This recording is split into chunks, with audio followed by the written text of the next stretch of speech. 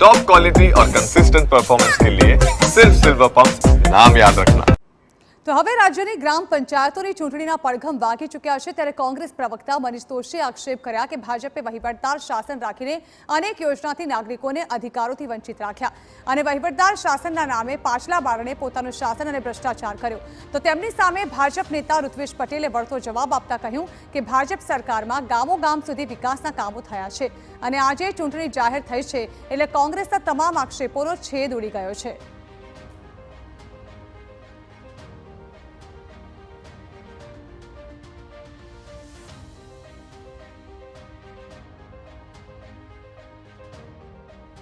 ગ્રામ પંચાયતની અંદર લાંબા સમયથી વહીવટદાર શાસનના કારણે મનરેગા, નલ સે જલ સહિતના અનેક પ્રકારના સરકારી યોજનાના લાભોથી પણ ગ્રામ્ય વિસ્તારને વંચિત રાખવામાં આવે। મનરેગા અને નલ સે જલમાં તો મોટા કૌભાંડો એને સમગ્ર ગુજરાત જાણી ચૂક્યું છે।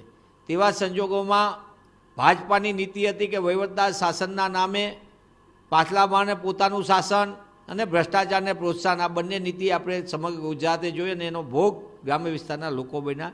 ત્યારે કોંગ્રેસ પક્ષ ગ્રામ પંચાયતની ચૂંટણી જે જાહેર થઈ છે તેને આવકારે છે। એ રીતે ઓબીસી પંચની ભલામણોને સ્વીકાર કરવા માટેનું અને એનું ઇફેક્ટ આપવાની વાત હતી, એના કારણે ક્યાંક ને ક્યાંક રાજ્ય ચૂંટણી પંચે નિર્ણય લેવામાં થોડી લેટ કર્યું અને રાજ્યની ચૂંટણી પંચ એ સ્વાયત્ત સંસ્થા છે। આજે ચૂંટણી જાહેર થઈ ગઈ છે અને આ ચૂંટણી જાહેર થતાની સાથે જ કોંગ્રેસે કરેલા આક્ષેપોનો પણ છેદ ઉડી